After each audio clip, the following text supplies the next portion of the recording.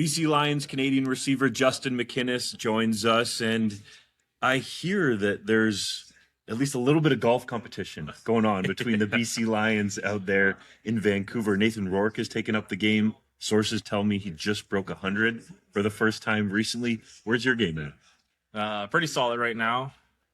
Consistently shooting in the 80s for the most part, a year in. So pretty excited about that. But yeah, we get out there, I don't know, 2 times a week maybe. And that's the good thing about Vancouver. You can golf all year round. Like I haven't had to take a break from it yet. But yeah, golf is kind of taking over my off seasons. How did you get into it?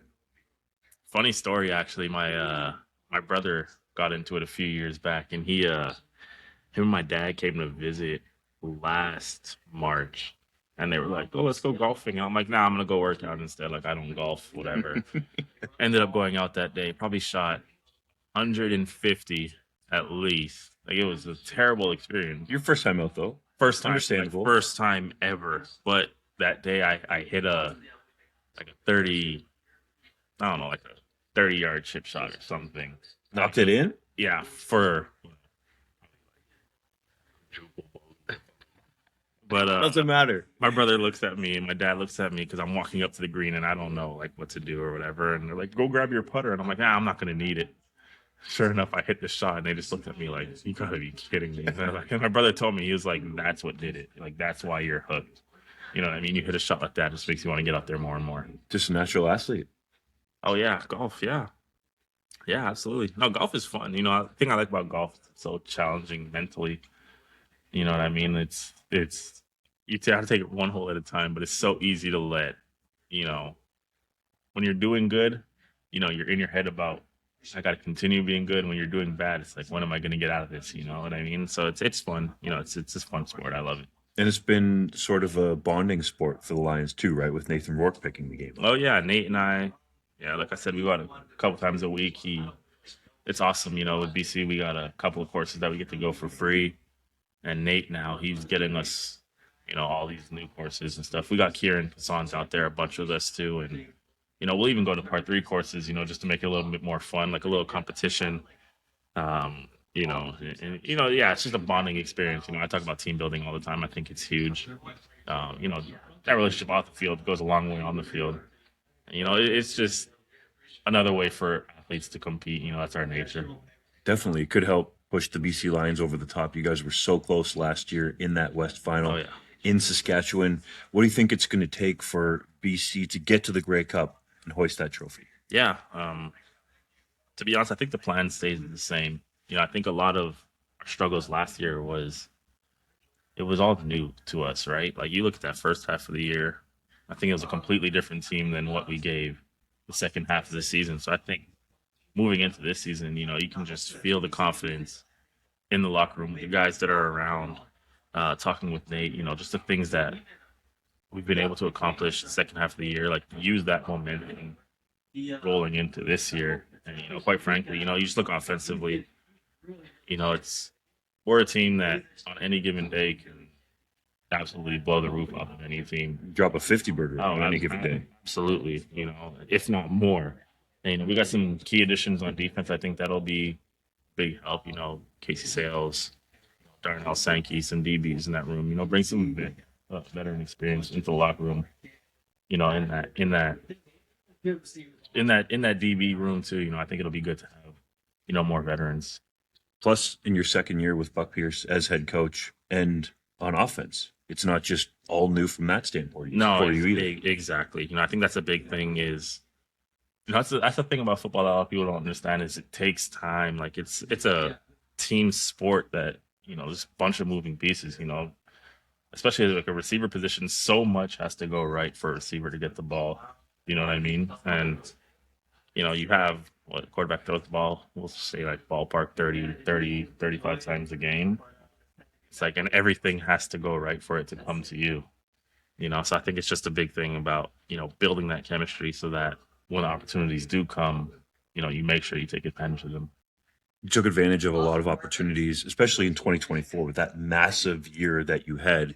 That led to a big-time contract from the BC Lions, and I think that really pushed the receiver market forward in terms of Canadians. You've got guys out here this offseason, Tyson Philpott, $275,000. Samuel Emlis, $285,000. And people were talking about him potentially taking a little bit of a discount from what he might have gotten on the open market.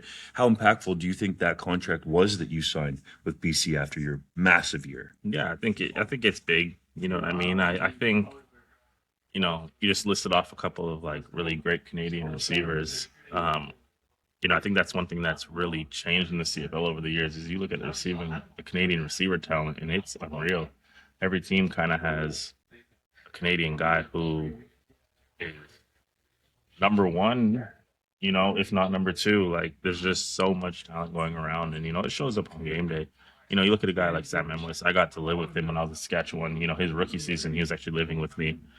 Um, Great guy off the field, uh, great player on the field. We all know that. You know, yeah, he had some injuries last year, but when he was in the game, he made an impact. Like, you don't win Canadian MVP like Grey Cup without performing. You know, you look at that game, he had some huge catches. And, you know, he's an awesome guy. You know, I'm super happy for him. Everything he got, he deserves. I have nothing bad to say about it. I'm fortunate to work on the Riders radio broadcasts, and from time to time, you'll hear from fans and say, "Oh, I wish we never let Justin McInnis go." What changed for you through that transition from going to Saskatchewan to BC? Yeah, to be honest, I think the biggest thing was I think BC understood what kind of receiver I was more than Saskatchewan. You know, they tried to use me more as like your traditional like tight end kind of hybrid receiver, whereas like that's not my game. You know what I mean? Like, I'm better out in space. You know, I'm better when I can use my height and, you know, use those advantages. You know, after Saskatchewan, like, I kind of lost my love for the game. You know, just, you know, growing up, you're always the number one guy. You're always the highlight. And then, you know, you get to Alice in Saskatchewan, and that wasn't the case. Riddled with injuries and just couldn't like find myself out of it. And I almost stopped playing. Then I just went into BC with a clear mind, clear headset, like just trying to find that love again. And you know, when I got there, they gave me like the chance to do that. You know what I mean? I guess that's what I need. I just need someone to give me the chance to like, be myself on the field. So like when they gave me that, and like I saw that that's what they were allowing me to do, it was like, all right, here we go, we're back. You know what I mean? I guess time to run with it. You know, this is my first year. I was 6 man, but still played a lot. Still started over 12 games, and then yeah, by the end of the come playoff time, I was starting, and then I've been running with it ever since. 2024 was a big year. 2025, very productive as well. And you've had some big games against Saskatchewan. Do you circle that on the calendar? No, never. No, last year wasn't good enough. I got to do better. To be honest, like look at 2024. Yeah, I had that monstrous game, but you know, last year there were games against them that I would definitely wish I could have back. There was plays I left out there. I circle every game on the calendar, and they all mean the exact same. You know, of course I played in Saskatchewan. You know, last year I think was the first year that I didn't get the old. You know, you're going back to Saskatchewan. Are you looking for? I think that was the first time I didn't get asked that. But no, man, I'm just ready to make it over that hump. You know, been to the Western Finals. I think 4 out of my 7 years. 7 years. I guess it's that time. You know, I think we have a team to do it. You have a decent amount of guys in and around BC, more so, I should say, the Vancouver area, that's really building this bond. And you were talking to me about how Nathan Rourke's getting after it so much, right? Like that he's, to a degree, maybe wearing some guys out, and you can't believe that he keeps up the amount that he does. What do you see from Nathan Rourke as a leader? Oh, unreal. Like you just said, he is on go like all the time. He's ready to put the work in. I remember before I even got here, he texted me and was like, "Hey, I can you want to go for a workout at 7 o'clock in the morning? I can pick you up from the hotel." I'm like, I'm not even in Hamilton.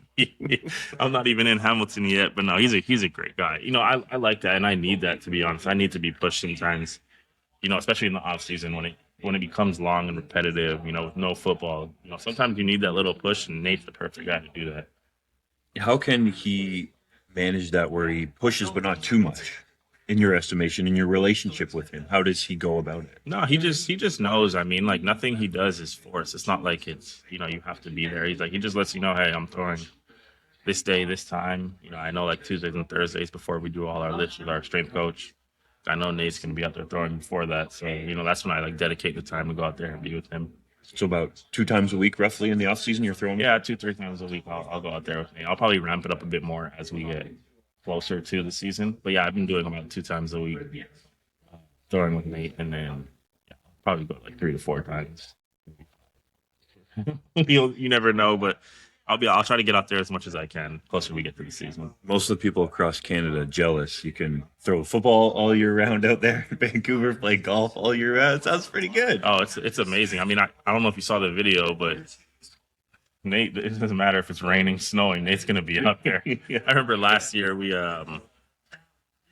this is when Buck like first came to BC to like visit or something. Field is covered in snow, and I pull up and they're out there like shoveling like a little like square for us to go like throw in. And I was like, not even like the middle, just like 4 lines. I mean, we're gonna find our work. Like that's one thing about Nate is he's gonna make it work, rain or shine. That sounds like a Grey Cup mentality.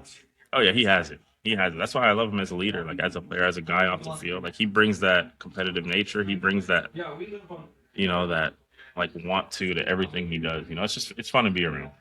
Let's see what Nathan Rourke and Justin McInnis have in store in 2026. Justin, thanks for the time. Absolutely. Thank you. Appreciate it.